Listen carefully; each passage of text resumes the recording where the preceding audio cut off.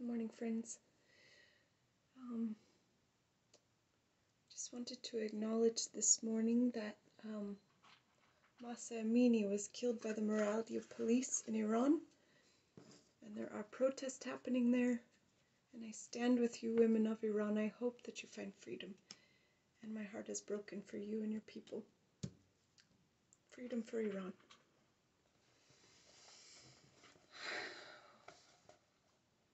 With this, Mossadegh took his seat and handed the text of his statement to Selah. I began by reading what Mossadegh had singled out as Iran's essential legal argument. The oil resources of Iran, like its soil, its rivers and mountains, are the property of the people of Iran. They alone have the authority to decide what shall be done with it, by whom and how. Selah took 2 hours to read the rest of Mossadegh's statement. It was a history of foreign intervention in Iran, with special attention to the steps Britain had taken to reduce us to economic servitude. The record of British economy exploitation of Iran has been a sorry one, it concluded. No one should be surprised that its consequence has been the nationalization of our oil industry. After the reading of Mossadegh's statement was completed, the council voted to meet again the following day to continue its debate. News photographers waiting outside the chamber, asked the two adversaries to shake hands for the cameras, and they did. As flashbulbs popped, they had a brief exchange. "If God wills it, we will be friends again," Jeb told Mossadegh. "We have always been friends with England," Mossadegh replied. "The former company dragged your country needlessly into this dispute." The next day, pictures of the two men appeared in newspapers around the world. Mossadegh was the taller and wore a broad smile. Jeb looked quizzical and bemused.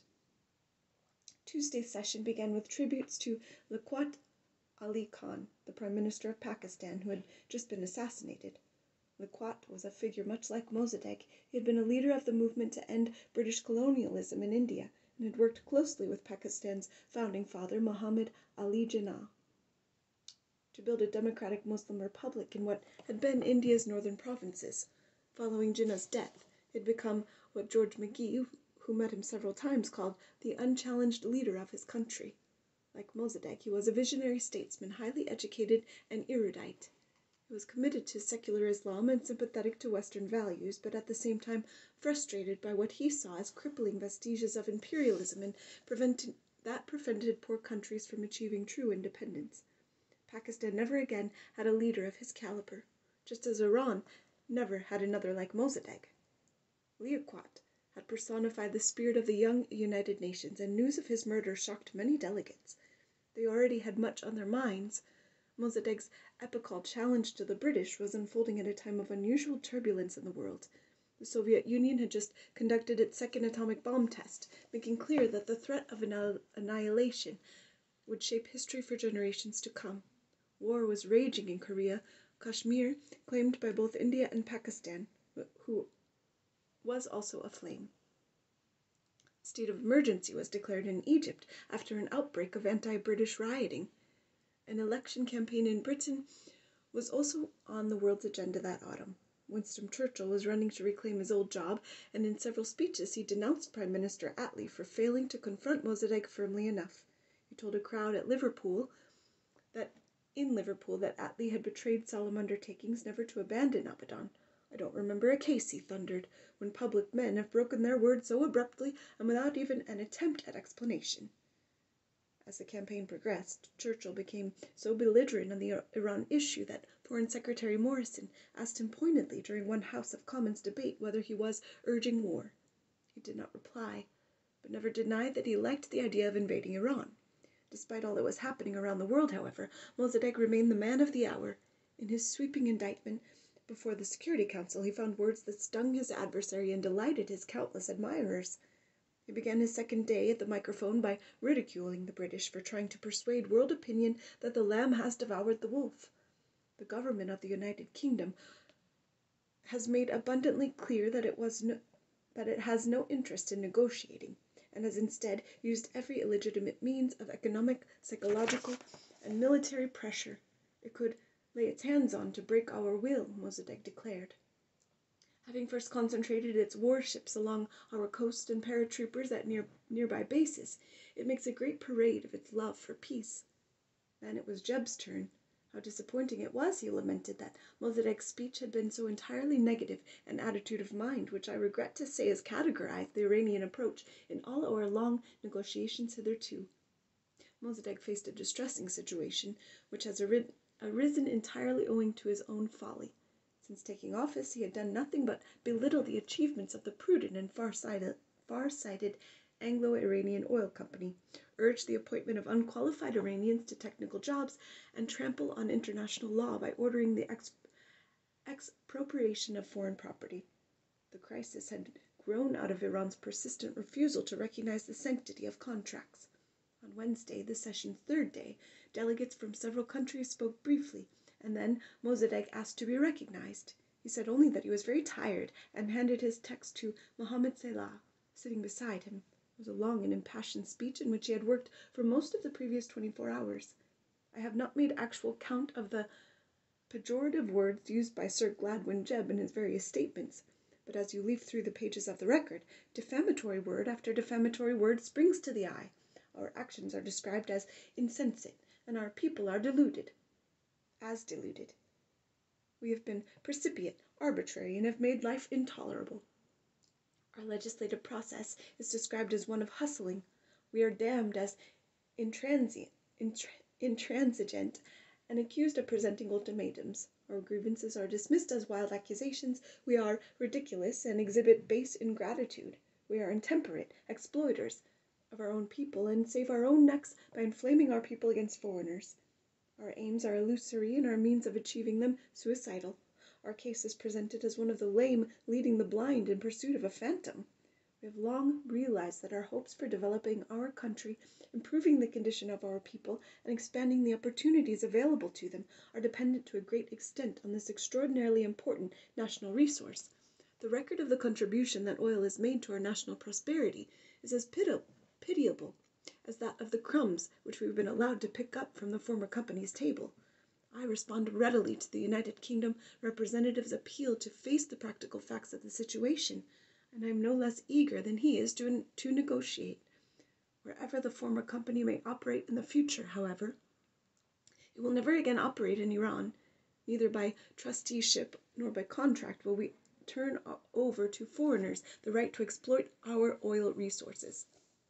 The resolution Britain had brought to the Security Council, already diluted at the insistence of the United States, was weakened further by amendments from India and Yugoslavia.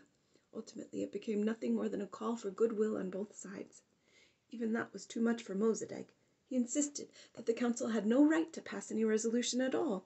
So profound was the impression he had made that most other governments felt that they had no choice but to agree. On October 19th, the Council voted to postpone the discussion of the question to a certain day or indefinitely.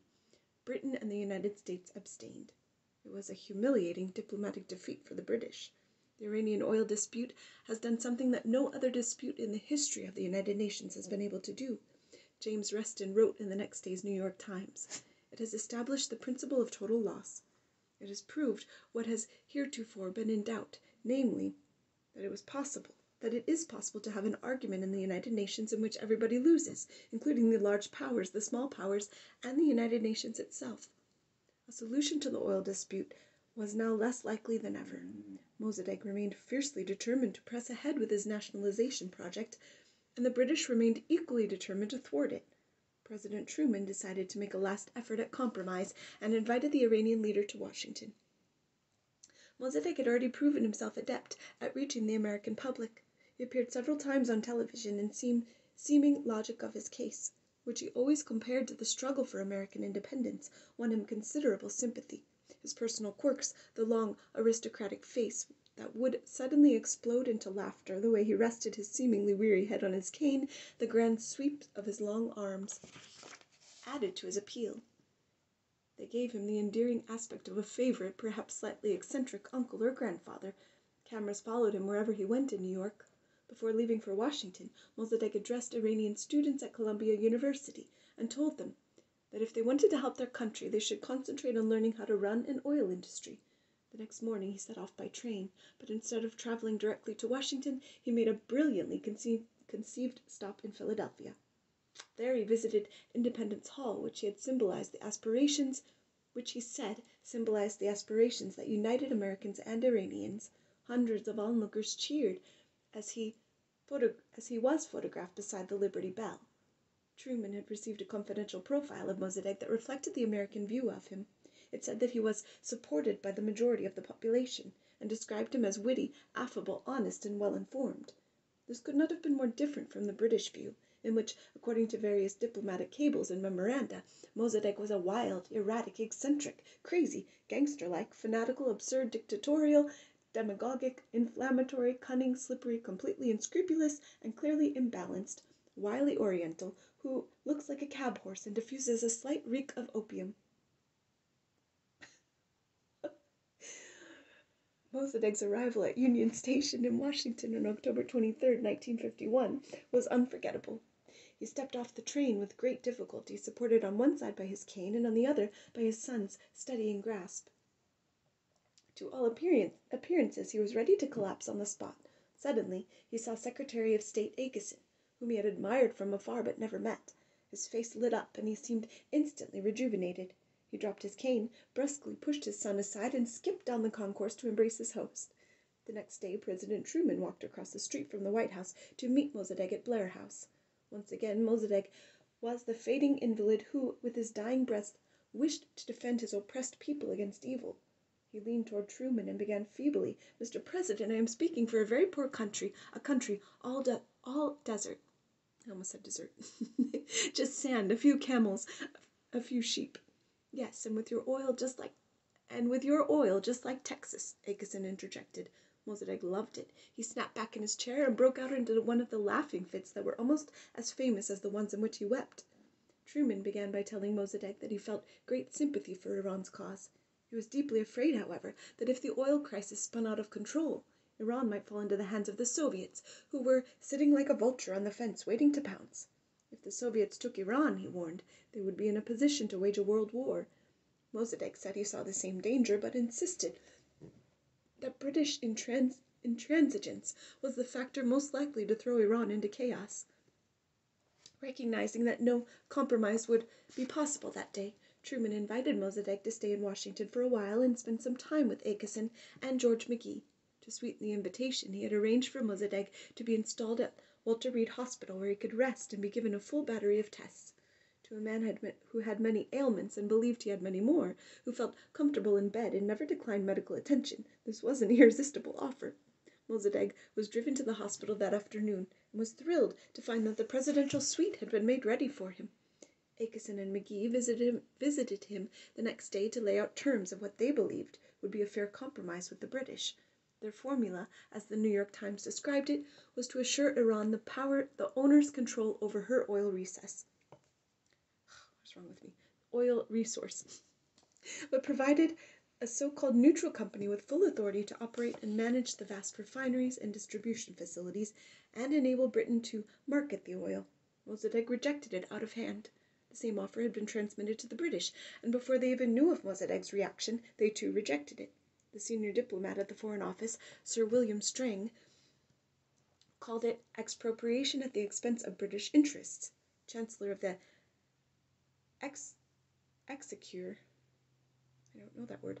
Chancellor of the Exchequer, R.A. Butler, said it failed to recognize the essential fact that our own economic viability was at stake, which was much more important than Persia's. There were more meetings and discussions, including an extended debate over how much Iran would charge for its oil and when and if it ever began to flow again. No progress was made. "The general feeling here," James Reston wrote after Mossadegh had been in Washington for a week, "is that the United States intervened in the problem too late and cannot now be expected to find any compromise that will satisfy the United States, Britain, and Iran." Americans were indeed late comers to the Middle East. The British scorned them as inexperienced and naive. To a degree they were.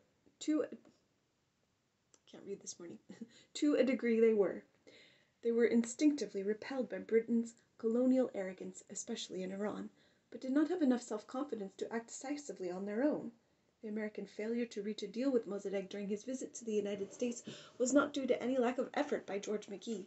He visited Mossadegh day after day, first at the hospital and then, after Mossadegh was released with a clean bill of health, at his suite in the Shoreham Hotel. Despite great efforts, I was unable to get him to understand the facts of life about the international oil business. He wrote afterward. In the end, he would always smile and say, "I don't care about that." When I would talk with him about oil prices, discounts, or technicians, "You don't understand," he would say. "It is a political problem." In mid-November, after meetings with Mossadegh that lasted a total of 70 hours, McGee finally gave up. When he came to tell Mossadegh, the old man already knew what was coming. "You've come to send me home," he told McGee. "Yes," McGee replied. "I'm sorry to have to tell you that we can't bridge the gap between you and the British. It's a great disappointment to us, as it must be to you." Mossadegh accepted the news quietly. He decided that before leaving Washington he would accept an invitation to address the National Press Club. His speech was a denunciation of Britain, skillfully combined with praise for the United States and an appeal for financial aid. A State Department spokesman said that the appeal would be given every consideration, but privately Mossadegh was told that a loan was impossible because the British would object too strenuously. The most telling comment Mossadegh made before leaving Washington on November 18th was to Vernon Walters, who at Averell Harriman's request visited him alone just to be sure that he had not had a last-minute change of heart. "I know what you're here for, and the answer is still no," Mossadegh said when Walters appeared at his door. "Dr. Mossadegh," Walters replied, "you have been here a long time. High hopes have been raised that your visit would bring about some fruitful results, and now you are returning to Iran empty-handed." At this, Mossadegh stared at his friend and asked, "Don't you realize that in returning to Iran empty-handed, I return in a much stronger position than if I had returned with an agreement which I would have to sell to my fanatics?" On his way home, Mossadegh stopped in Egypt. He was given an ecstatic welcome. Egyptians were already in an anti-imperialist frenzy that would produce the Suez Crisis in a few years later. And whenever Mossadegh appeared in public, they cheered him wildly. Newspapers hailed him as a hero who had conquered history and won freedom and dignity for his own country.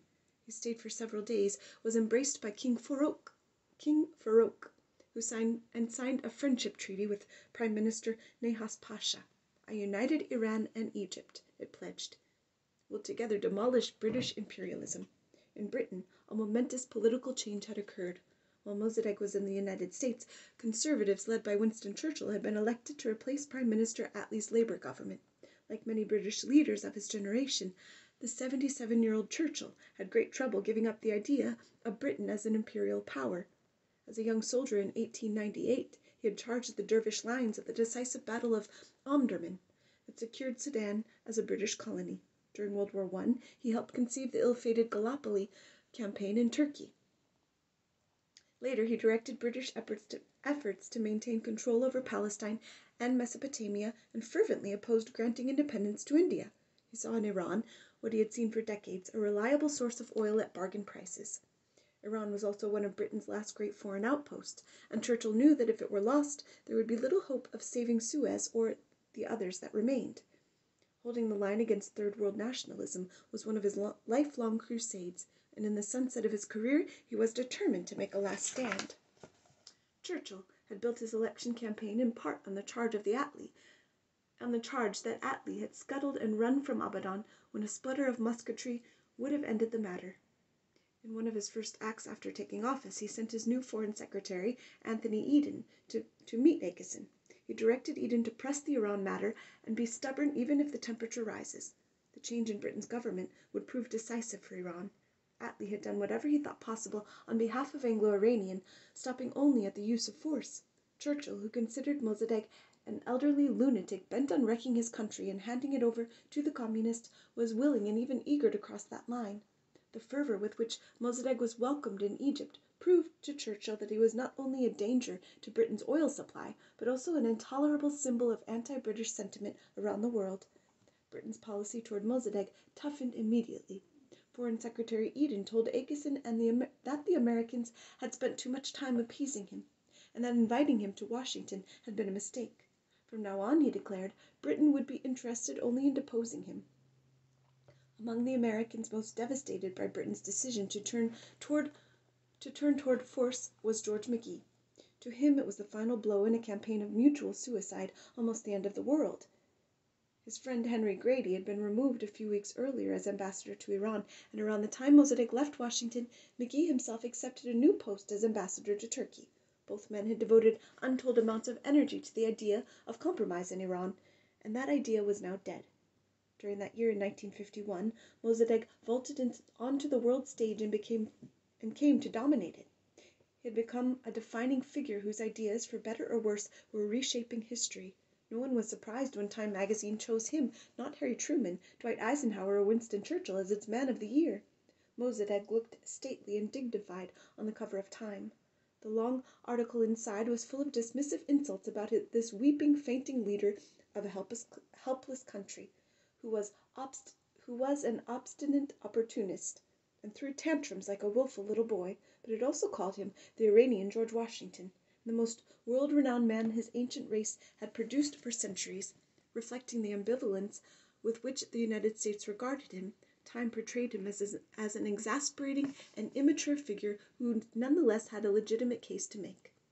Once upon a time, in a mountainous land between Baghdad and the Sea of Caviar, there lived a nobleman. This nobleman, after a lifetime of carping at the way of the kingdom was run, became chief minister of the realm.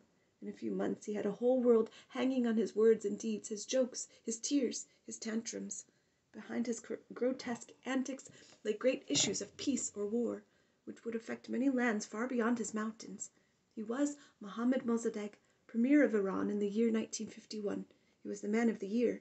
He put Shahrazad in the petroleum business and oiled the wheels of chaos. His acid tears dissolved one of the remaining pillars of the great empire. In his plaintive sing-song voice he gabbled a defiant challenge that sprang out of a hatred and envy almost incomprehensible to the West.